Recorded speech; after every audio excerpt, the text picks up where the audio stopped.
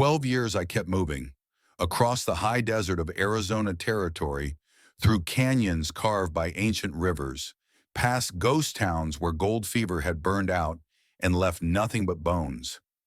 I pushed cattle for men who paid in silver and asked no questions. I slept under stars that never judged and woke to horizons that promised nothing but distance. My name is Josiah Mercer, and for 12 years, distance was all I wanted. My horse Rust was 17 years old, a bay gelding with a white blaze and a temperament that matched mine.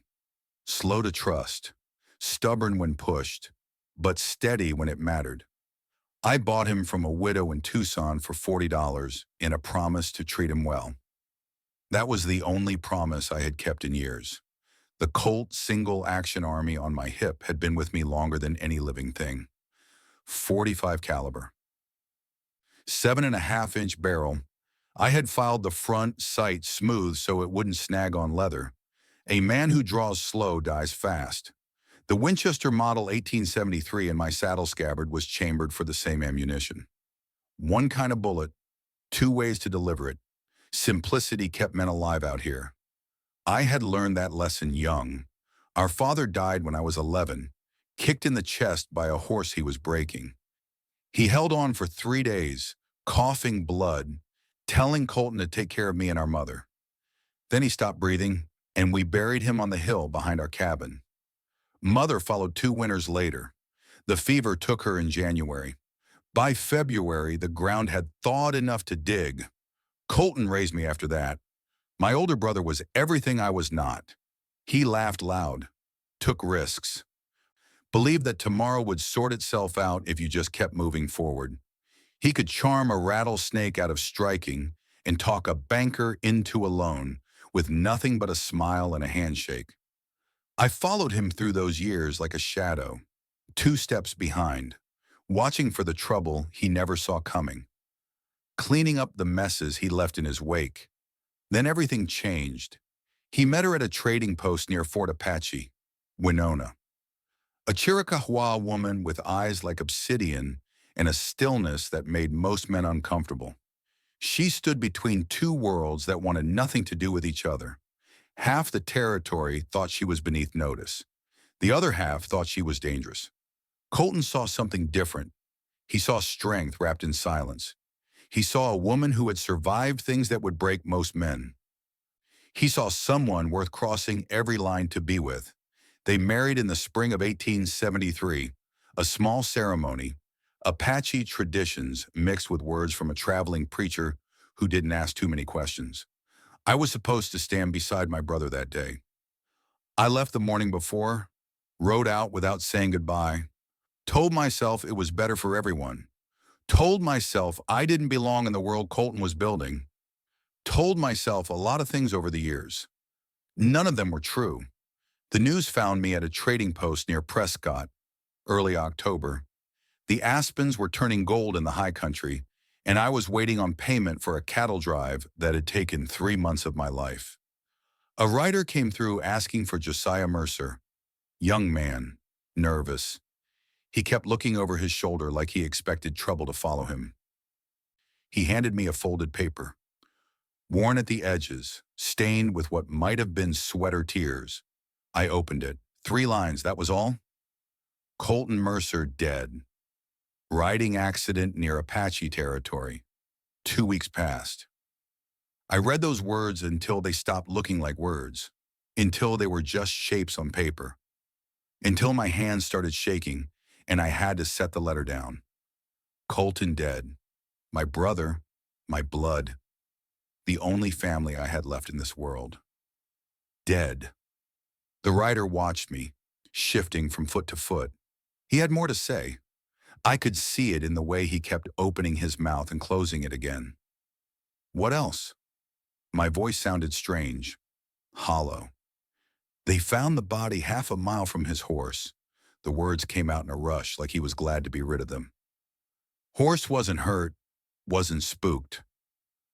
Just standing there in the middle of the trail like it was waiting for him to come back. Half a mile. I had been around horses my whole life. I knew how they moved, how they thought.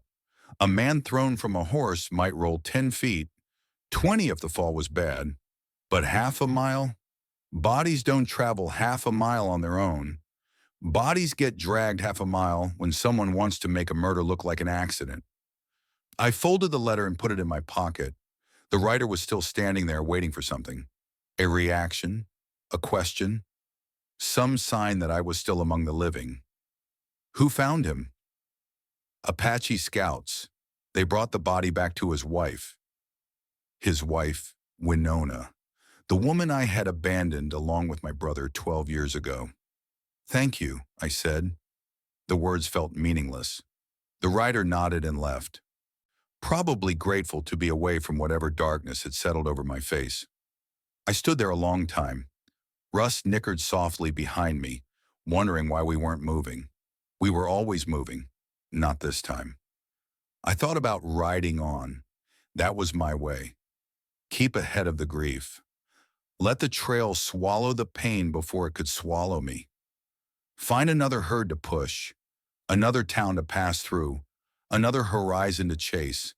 But Colton's voice was in my head, the same voice that had guided me through childhood, through loss, through every hard moment I had faced until the day I ran from him. You don't ride away from what's yours, Josiah. You stand your ground, even when it hurts, especially when it hurts.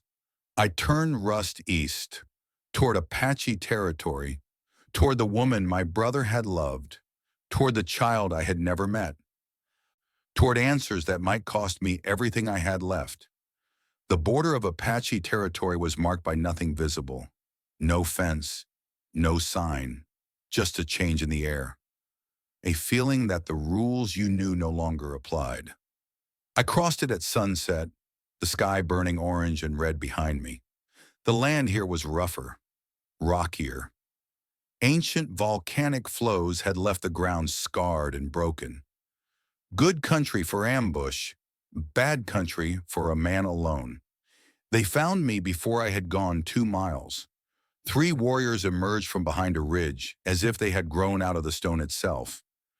They moved without sound, spreading out to cut off any retreat. Arrows were nocked and drawn before I could reach for my rifle. I raised my hands, slowly. Any sudden movement would put 3 broad heads through my chest. Josiah Mercer, I said. Brother of Colton. They didn't react. Their faces were painted for war, red and black, colors that meant business. I tried again. Colton Mercer, he lived here, with Winona. Something flickered in the eyes of the closest warrior. Recognition. Or maybe just curiosity about the white man stupid enough to ride into their territory alone. They took my weapons without speaking. The Colt, the Winchester, the knife hidden in my boot. Then they gestured for me to dismount and walk. I walked. The camp spread across a shallow valley, hide lodges arranged in patterns that probably meant something to people who belonged here. Smoke rose from cooking fires. Children stopped their games to stare at the stranger being marched through like a prisoner. And then I saw her. Winona stood before a lodge, a Sharps rifle cradled in her arms. The same rifle Colton had carried during his time as an Army scout before he threw away his commission to marry her. She held it like she knew exactly how to use it. She was older than I remembered. Lines around her eyes now, a hardness in her jaw that hadn't been there before. But underneath the years and the grief, I saw the same woman who had captured my brother's heart. Strong, certain, unbroken. The warrior stopped, waited. Winona's eyes moved over me like I was being measured for a coffin. Colton said his brother would never come. Her voice was flat, emotionless. The voice of someone who had stopped expecting anything good from the world. 12 years he said that. 12 years he was right. I came late, I said, but I came. Why? The question hung in the air between us. Why now, after all these years? Why show up when it was too late to matter? I could have lied, could have claimed family duty or brotherly love or some noble purpose that would make me sound better than I was. Instead, I told the truth. Because someone killed my brother, and I intend to find out who. The rifle didn't waver. Long seconds passed. The warrior stood ready, waiting for her signal. One word from her, and I would never leave this camp alive. Then slowly, she lowered the sharps. Virgil Holloway, she said. He owns the largest ranch in the territory. He wanted our land. Colton wouldn't sell. She paused, her jaw tightened. 2 weeks after Holloway made his last offer, Colton was dead. I had a name. A name was where it started. The first days were the hardest. I stayed at the edge of the camp, apart from the others. Didn't ask for food. Didn't ask for shelter. Didn't ask for anything. I found work where I could. A fence post rotted through, a water channel clogged with debris, small tasks that needed doing and that nobody else had time for. The people here didn't trust me. I felt their eyes on my back whenever I moved through the camp. Heard conversations stop when I approached. Saw mothers pull their children closer when I passed. I understood. A white man showing up right after Colton's death, claiming to be family nobody had ever seen. That earned suspicion, not welcome. Winona kept her distance. She had survived Colton's death alone, a widow caught between two peoples, fully trusted by neither. The white world saw her as Apache first, human second. Her own people saw her as someone who had crossed a line by marrying outside. She had learned to stand on her own because standing alone was the only option left. I watched her move through her days, always working, always busy, gathering wood, preparing food, mending clothes, teaching skills to the children who gathered around her. She never stopped, never rested, never let herself slow down long enough for the grief to catch up. I recognized that pattern. I had lived it myself for 12 years. The boy found me on my 5th morning. I was replacing boards on a storage shed, working in the early light before the heat set in. Didn't hear him approach until his shadow fell across my work. Coda, 8 years old, my nephew, my brother's son. A child I should have known from birth but had never seen until now. He had Colton's jaw, the same stubborn set that meant trouble was coming, but his eyes were Winona's, dark, deep, watching everything, missing nothing. He stood there with his arms crossed, staring at me like I was something that had crawled out from under a rock. "Where were you?" The words hit like bullets. "When my father needed you, where were you?" I set down the hammer, faced him directly. He deserved that much. "He talked about you," Coda continued. His voice shook but didn't break. "Said he had a brother. Said someday his brother would come to visit. I used to watch the trail. Every time a rider came, I thought maybe it was you."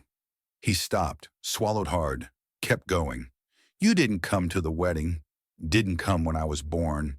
Didn't come when he got sick that winter, and we thought he might die. Now he's actually dead, and now you show up." I had no defense. Everything he said was true. I was a coward? The words came out rough. I was afraid of what staying meant. Afraid that if I put down roots, something would come along and tear them up. So I ran. "That's not good enough." "No, it isn't." He stared at me, waiting for some excuse, some explanation that would make sense of the senseless, some magic words that would undo 12 years of abandonment. I had nothing like that to offer. "I can't fix the past," I said. "Can't change what I did or didn't do. The only thing I can do is be here now. That's all I've got." Coda's eyes were bright with tears he refused to let fall. His hands were balled into fists at his sides. He was 8 years old and carrying a man's grief. He turned and walked away. I watched him go. Then I picked up the hammer and went back to work. Some things can't be fixed with words. Greyhawk summoned me a week later. The Elders' Lodge stood apart from the others, marked by painted symbols that told stories I couldn't read. Greyhawk himself was past 70. his face carved by decades of wind and sun and hard living. He had been a warrior once, a leader in battles against enemies on all sides. Now he carried different weapons, patience, memory, the long view of a man who had seen enough to know that violence was rarely the answer, but sometimes it was. He gestured for me to sit across the small fire burning between us. I sat. For a long moment, he said nothing, just studied me with eyes that seemed to look straight through flesh and bone to whatever lay beneath.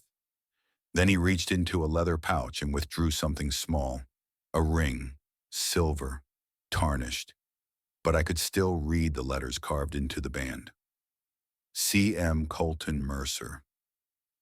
My brother's wedding ring. Where did you find this? My voice came out strange, thick. 2 miles from where they say your brother fell. Greyhawk's voice was soft but carried clearly in the still air. Near the boundary of Holloway's land, hidden in brush as if someone had dropped it while moving quickly. 2 miles. The ring had been 2 miles from the supposed accident site. He was murdered. It wasn't a question. Greyhawk nodded. There is more. He leaned forward slightly. Your brother was not the first. 2 of our people disappeared in the past year. Both had land near the water source that Holloway needs. Both vanished without trace. No bodies found. No explanation given. He's killing anyone who won't sell. Yes, and your brother's widow holds land beside the only spring that flows year-round for 50 miles. Without that water, Holloway's expansion stops. With it, he controls everything. I looked at the ring in my palm. Colton had worn this the day he married Winona, had worn it every day since. It was the one possession he never would have willingly given up. What do you expect me to do? Greyhawk's eyes were ancient, knowing. I expect nothing. The question is what you will choose. Justice and vengeance walk different paths. They may reach the same destination, but the man who walks them does not arrive the same. I close my fingers around the ring. I'll bring him down, legally if I can, otherwise if I can't. Greyhawk nodded slowly. Then you will need more than anger. You will need proof, and you will need allies. I have one ally in mind, a sheriff in Benson named Hector Pruitt. They say he's honest. They say many things about many men. Few of them are true. Greyhawk paused. But Pruitt has refused Holloway's money 3 times. That means something. I stood to leave. At the entrance to the lodge, I stopped. Why help me? I'm an outsider. I abandoned my brother. I have no claim here. Greyhawk's answer came soft as smoke. Because your brother was a good man. Because his widow and son deserve justice. And because sometimes an outsider sees what those inside cannot. Holloway came 4 days later. 6 riders approached from the west in late afternoon, kicking up dust against the copper sky. I spotted them from the ridge where I was checking fence line. Something in the way they moved told me this wasn't a social visit. I rode hard back to the camp. Winona was already waiting at the edge. The Sharp's rifle held ready. Warriors had taken positions behind rocks and in doorways. The camp had learned to be ready. They had learned the cost of being caught unprepared. I dismounted and stood beside her. Not in front, not behind, beside. The rider stopped 30 feet away. The lead rider was maybe 55, silver-haired, dressed in clothes too fine for trail work. He sat his horse like a man accustomed to looking down at others, like a man who had forgotten what it felt like to be refused. Virgil Holloway. His eyes swept the camp, lingering on the spring that bubbled up near the eastern lodges. Then they settled on Winona. Mrs. Mercer. His voice was smooth, practiced. The voice of a man who had learned to make threats sound like compliments. I've come to renew my offer. A widow shouldn't have to carry this burden alone. I'm prepared to pay a fair price for your land. The land belongs to my son. Winona's voice was stone. It is not for sale, not to you, not to anyone. Everything has a price, not this. Holloway's smile didn't waver, but something cold moved behind his eyes. His gaze shifted to me. And who is this? A new hired hand? Brother of the man who died near your property line. The smile flickered, just for an instant. Then it was back, whiter than before. Ah, the prodigal brother. I've heard stories. They say you haven't been around much. 12 years, isn't it? He tilted his head. Strange time to develop family feeling. Strange time for my brother to have an accident. Silence stretched between us. The wind had died. Even the horses stood still. Accidents happen in this country, Holloway said softly. The land is unforgiving. A man can ride the same trail 100 times and still find trouble on the 101st. Is that a threat? Just an observation. He gathered his reins. 1 week, Mrs. Mercer. Consider my offer. After that, I'm afraid the terms will be less generous. He turned his horse and rode out. His men followed, dust rising behind them. Winona watched until they disappeared beyond the ridge. He will not wait a week, she said quietly. No, he won't. They came that same night. The attack started with fire. I was sitting near Winona's lodge, unable to sleep, when the first shots cracked through the darkness. Then flames erupted at the horse corral on the far side of camp. Orange light painted the sky. Horses screamed. I grabbed my Winchester and ran toward the fire. Others joined me. We formed a line, fighting the blaze with blankets and water. Smoke choked the air. Heat scorched exposed skin. Through the chaos, I caught movement at the edge of the firelight, a shadow detaching from deeper shadow, the glint of a rifle barrel rising, aiming at my back. The sharps boomed before I could react. The shadow jerked sideways and crumpled. I spun to see Winona standing 20 feet away, smoke curling from the rifle's barrel. Firelight carved her face in sharp relief, fierce, unyielding, beautiful in a way that had nothing to do with softness. We saved most of the horses, put out the fire before it could spread, found the wounded attacker and bound him tight. He was one of Holloway's men. He wouldn't say more than that, but his presence said enough. After the camp settled, I found Winona by the burned corral. She still held the sharps, her knuckles white against the stock. "Thank you," I said. "That bullet had my name on it." She didn't look at me. "You were standing in my line of fire. Next time, move faster." Almost a smile touched her mouth. Almost. She turned to face me. Soot marked her cheek. Her eyes held something I hadn't seen before. Not trust exactly, but the beginning of something that might become trust, given time. "He will come again," she said, "with more men, more guns. We cannot fight them alone." I know. I had been thinking about this since Holloway rode away. I have a plan, but I need to leave for 2 days. And if he attacks while you're gone, he won't. Not immediately. Tonight was meant to frighten us, to make us run. He'll wait a few days to see if it worked. She studied me, looking for the cowardice that had made me run 12 years ago. Looking for some sign that I would abandon them again. 2 days, she said finally. If you're not back by then, don't come back at all.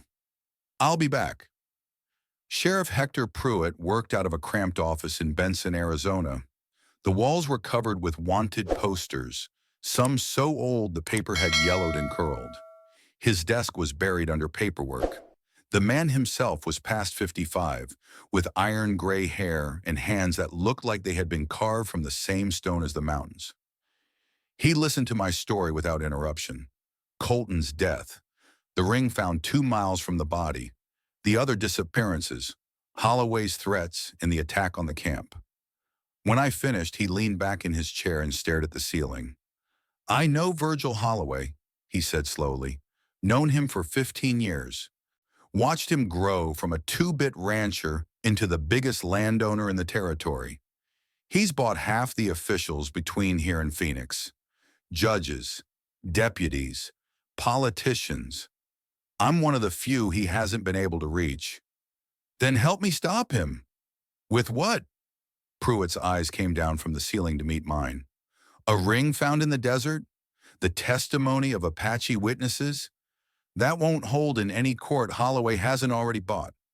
There's a man named Silas Cobb, Holloway's hired gun. Something shifted in Pruitt's expression, a tightening around the eyes.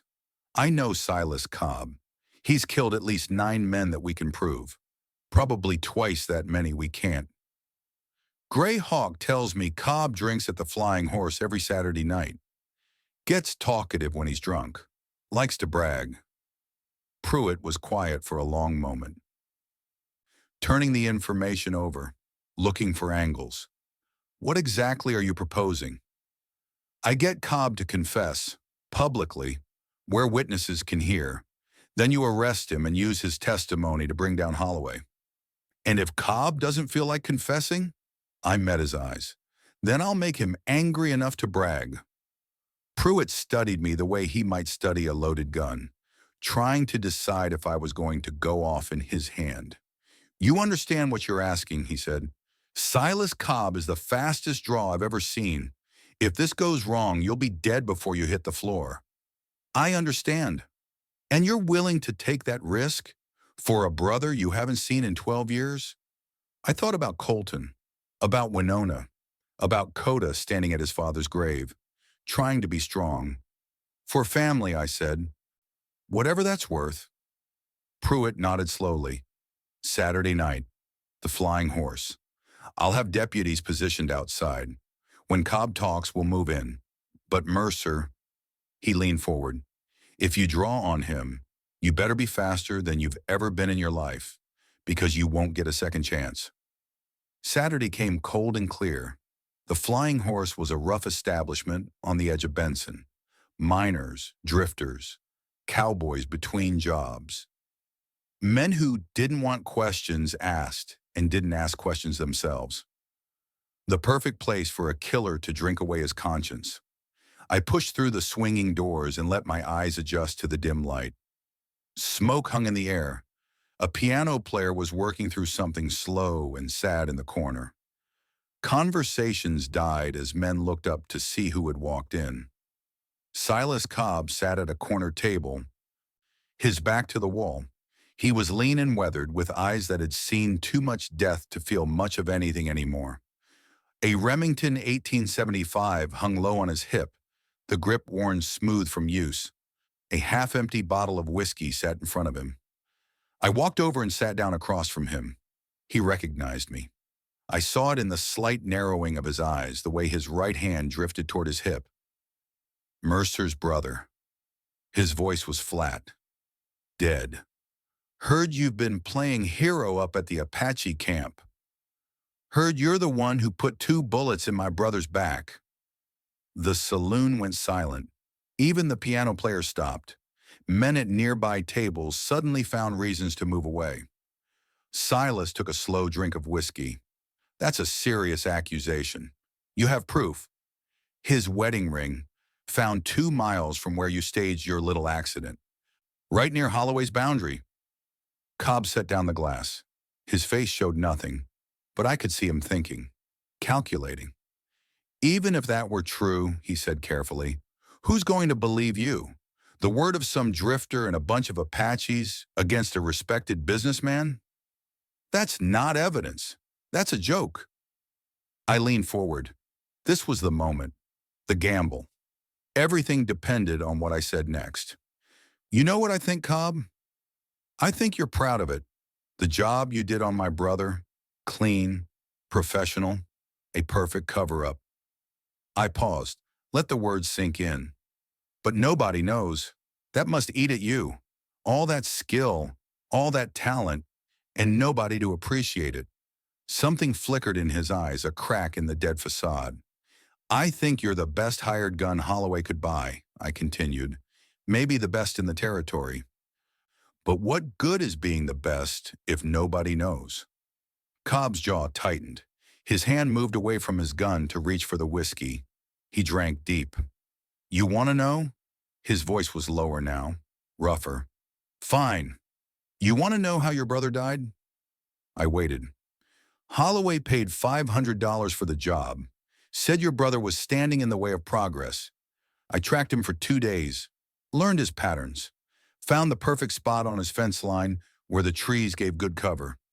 He was talking louder now, the whiskey and the pride doing their work. 2 shots, 50 yards, back of the head and between the shoulders. He never knew what hit him. Then I dragged him to the ravine and staged the fall, scattered some rocks, made it look natural. He smiled, a cold, dead smile. Clean work, professional. Just like you said. The confession hung in the air like gun smoke. Boots scraped on the wooden floor behind me. The door swung open. Silas Cobb. Sheriff Pruitt's voice cut through the silence. You're under arrest for the murder of Colton Mercer. Cobb's face twisted. He had been played. Rage replaced calculation in his eyes. His hand dropped to the Remington. I was already moving. My Colt cleared leather as his fingers touched the grip. I fired from the hip, not aiming for the kill. The bullet tore through his right forearm. The Remington clattered to the floor unfired.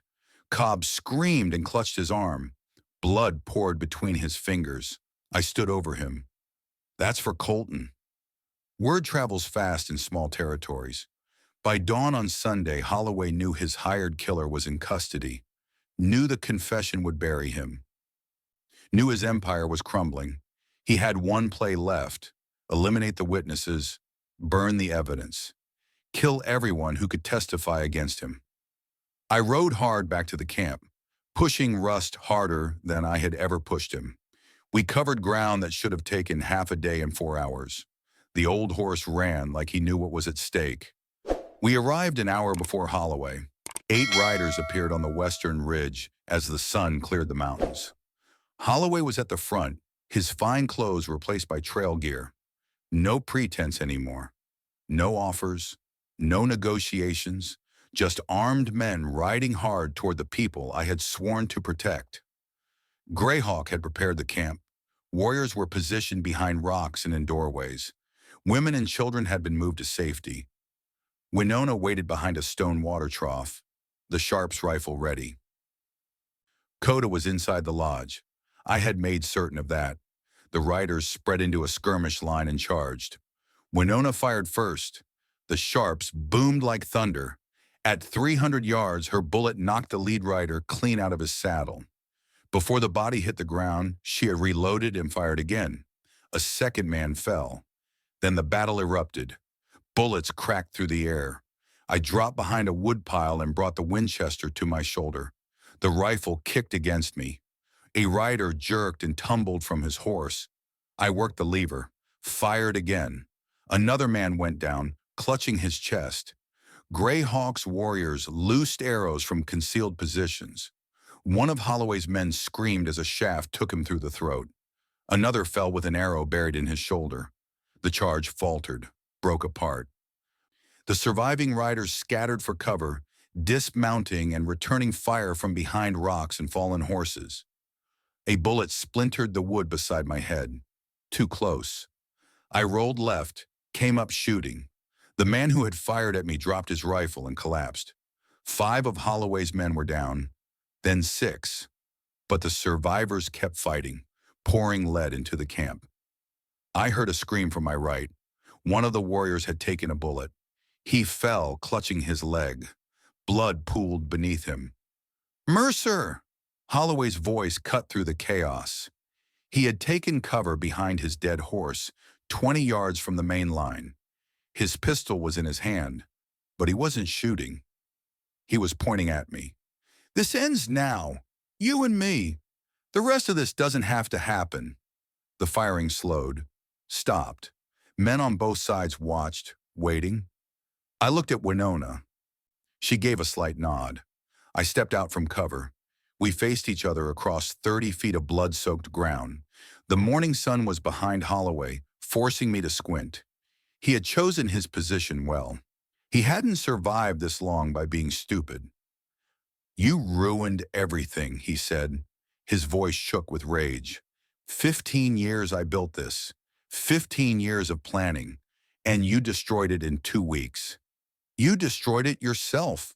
The moment you decided murder was easier than negotiation, your brother was a fool, married a savage, threw away his future for a piece of dirt and a woman who didn't belong in his world. He was a better man than you'll ever be. Holloway's face contorted. His hand dropped toward his gun. We drew at the same moment. His shot went wide, kicking up dust 2 feet to my left. Mine didn't miss. The bullet took him in the right shoulder. He spun sideways, dropping his pistol, and fell to his knees. I walked toward him, keeping my Colt trained on his chest. Blood soaked through his shirt. His face was pale with shock and pain. "Kill me," he gasped. "Finish it." I stood over him, looking down at the man who had murdered my brother, the man who had tried to destroy everything Colton had built. The trigger was right there. 1 pound of pressure, that was all it would take. "No." I kicked his gun away. "You're going to live. Live to face a judge. Live to watch your empire come apart. Live to know that everyone who ever feared you will watch you hang for what you did." Sheriff Pruitt arrived 2 hours later with a full posse. They arrested Holloway and the surviving members of his gang, took statements from witnesses, collected evidence that would seal the case. Justice would be done. 6 weeks later, Virgil Holloway was convicted and sentenced to hang for 3 counts of murder.